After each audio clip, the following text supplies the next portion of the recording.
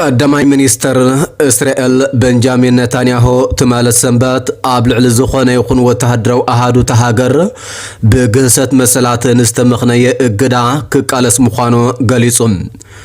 እቲ ቀዳማይ ሚኒስተር ኣሜሪካ ንሓደ ወተሃደራዊ ኣሃዱ እስራኤል ትህባ ሓገዝ ደውከቶ ብሎ መደብ ከም ዘለዋ ድሕር ምግላጹ ኣብ ልዕሊ ሰራዊት ምክልኻል ሃገር ዝኾነ ይኹን እገዳ ከም ዘይቅበል ኣብ ዘሕለፎ መልእኽቲ እዩ። ቤንጃሚን ኔታንያሁ ኣሜሪካ ኣብ ልዕሊቲ ኣብ ዝተጎበጠ ምዕራባዊ ገማግም ወይ ከዓ ዌስት ባንክ ዝንቀሳቐስ ነትዛሆ ይሁዳ ዝተባሃለ ኣኽራሪ ኦርቶዶክሳዊ ቦጥለን እስራኤል እገዳ ክትገብር መደብ ከም ዘለዋ ትማል ሰንበት መርበብ ሓበሬታ ኣክሲዮስ ምጽብጻባ ስዒቡ እዩ። ኣሜሪካ ብዓርቢ ምስ እስራኤላውያን ሰፋሮ ኣብ ምዕራባዊ ገማግም ፍልስጤም ብዝተኣሳሰር እገዳ ከተንብር ምዃና ብምጥንቃቕ እዚ ድማ ቤንጃሚን ኔታንያሁን ናይ ምሕደራኡ ልፍንቲ ዝኾኑ ኣካላትን ኣብ ልዕሊቶም ኣብቲ ዞባ ዘለዉ ፍልስጤማውያን ሰፋሮ ሰፊሕ ግህሰት ይፍጽሙ ብምህላዎም ምዃኑ ኣሜሪካ ትሕብር። ኣብ ልዕሊ ኣሃዱ ሓይልታት ምክልኻል እስራኤል እገዳ ክገብር ዝሓስብ እንተሃልዩ ብኩሉ ሓይለይ ክቃለሱ ክብል ቤንጃሚን ኔታንያሁ ኣብ ዘውፅኦ መግለጺ ዝገለጸ ኮይኑ ሚኒስትር ካቢነ ኩናት እስራኤል ቤኒ ጋንትዝ ማእከላይ ሓላፊ ዕጡቕ ሓይልታት እስራኤል ነበር ትማል ሰንበት ኣብ ዝሃቦ መግለጺ ብወገኑ ምስ ኣሜሪካ ከም ዝተዘራረበ ብምሕባር ጸሓፊ ጉዳያት ወጻኢ አንቶኒ ብሊንከን ነቲ ጉዳይ ዳግማይ ክሪኦ ሓቲተየ ክብል ሓቢሩ። ቤኒ ጋንትዝ ወሲኹ ሚኒስትር ጉዳያት ወጻኢ ኣሜሪካ አንቶኒ ብሊንከን ምስኡን ምስ ሚኒስትር ምክልኻል እስራኤል ዮአፍ ጋላንትን ብዛዕባ ጸጥታ እስራኤል ኣብ ጋዛ ዘሎ ግጭት ከይስፋሕፋሕ ንምርግጋዝ ዝግበር ጻዕርታትን ኣድላይነት ቁልጡፍ ምቁራጽ ተኹስን ምውሳኽ ዋሕዚ ሰብኣዊ ሓገዛት ናብ ሲቪላት ጋዛ እንዳኣምበር ሕብራት መንግስታት ኣሜሪካ ብዛዕባ ክትገብሮ ተሓስብ ወይ ከዓ ዝወጠነቶ እገዳ ኣይጠቐሰን ክብል ተዛሪቦም። ዝኾነ ከምዚ ዓይነት እገዳ ኣብ እዋን ኩናት ንሕጋውነት እስራኤል ዝጎድእ ስለ ዝኾነ ጌጋ ከም ዝኸውንን እስራኤል ናፃ ስርዓተ ፍትሕን ኣህግራዊ ሕጊ ዝሕሉ ወተሃደራዊ ሓይልን ስለ ዘለዋ ምኽንያታዊ ከም ዘይኮነን ድማ ቤኒ ጋንትዝ ገሊጹ። ሚኒስትር ጉዳያት ወጻኢ ኣሜሪካ አንቶኒ ብሊንከን ብዓርቢ ኣብ ዝሃቦ መግለጺ እስራኤል ከቢድ ሰብኣዊ ግህሰት ንዝፍጽሙ ኣሃዱታት ሓይሊ ጸጥታ ወተሃደራዊ ሓገዝ መሃብ ዝኽልክል ሕግታት ኣሜሪካ ጥሒሳ ዝብል ክስታት ኣመልኪቱ ውሳነታት ከም ዝወስድ እዩ ክገልጽ ተሰሚዑ። እዚ ሕጂ ኣሜሪካ እገዳ ከተንብረሉ ምዃና ዝንገር ዘሎ ኣካል ሰራዊት ምክልኻል እስራኤል ዝኾነ ቦጥለኒ ነፃ ይሁዳ ብመሰረት ምትከላት ኣህግራዊ ሕጊ ዝሰርሕ ንጡፍ ናይ ውግእ ኣሃዱ ምዃኒኡ መንግስቲ እስራኤል ኣስሚሩሉ። ብዛዕባ እገዳ ኣብ ልዕሊቲ ቦጥለኒ ዝገልጽ ጽሑፋት ስዒቦ ሰራዊት ምክልኻል እስራኤል ብዛዕባ እዚ ጉዳይ ኣፍልጦ ከም ዘይብሉ ብምሕባር ኣብቲ ጉዳይ ውሳነ እንተተዋሂቦ ክግምገም ምዃኑን ዝኾነ ዘይተለምደ ፍጻመ ብግብራዊ ኣገባብን ብመሰረት ሕግን ምጽራይ ከም ዝሰርሕ ከዓ ኣፍሊጡ። እዚ ከምዚ ኢሉ እንከሎ እስራኤል ኣብ ልዕሊ ኢራን ካብ ትጽቢት ብዙሓት ወፃኢ ዝኾነ ዕዉትን ዝተዋሃደን መጥቃዕቲ ሚሳይላትን ድሮናትን ብምክያዳ ኣብ ሻቅሎት ዝጸንሑ ኣብ ሶርያን ኢራቅን ዝርከቡ ብኢራን ዝድገፉ ዕጡቓት ካሃድሞ ምጅማሮም መርበብ ሓበሬታ ፒፒአር ግሎባል ኣብ ናይሎም ዜንኡ ሓቢሩ።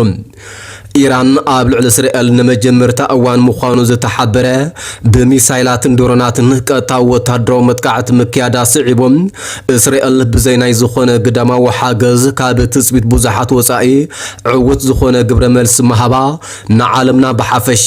ነቶም ኣብ ሶርያን ኢራቅን ተዋፊሮም ዝርከቡ ብዓሰርተታት ኣሽሓት ዝቑጸሩ ዕጡቓት ኣብ ራዕዲ ከኣትዉ ገይሮም።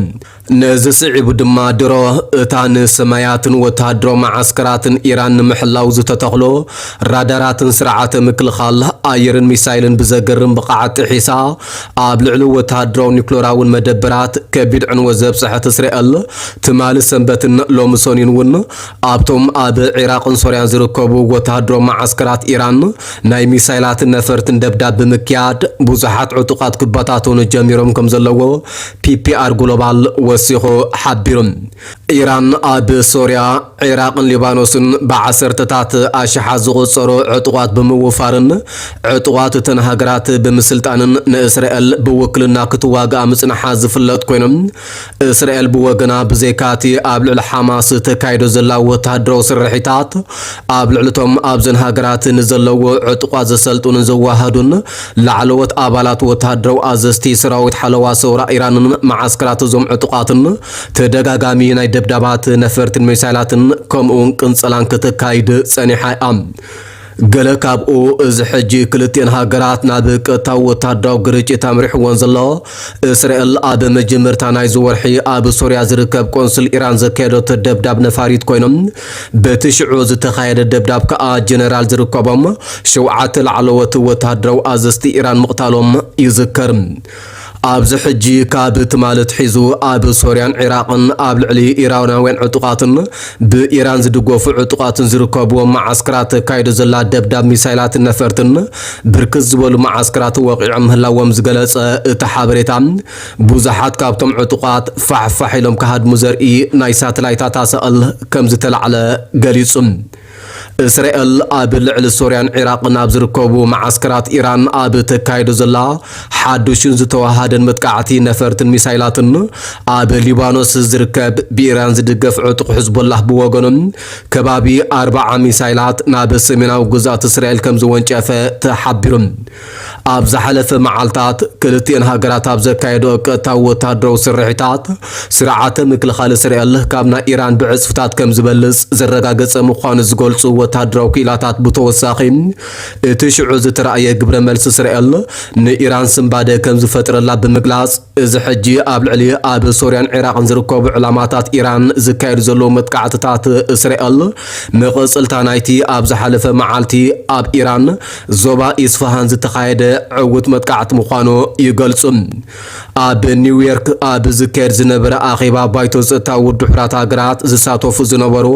ብሚኒስተር ጉዳያት ወጻኢ ኢራን ዝምራሕ ላዕለዋይ ጉጅለ ልኡኽ ሃገር ብዛዕባ እስራኤል ዘካየደቶ መጥቃዕቲ ብዝምልከት ብጋዜጠኛ ኣብ ዝተሓተተሉ እዋን እውን እንተኾነ ናይ ምንታይ መጥቃዕቲ ዝብል ቁጥዕ ዝተሓወሶ መልሲ ብምሃብዮም ኣእዳዎም ክነጽጉ ተራእዮም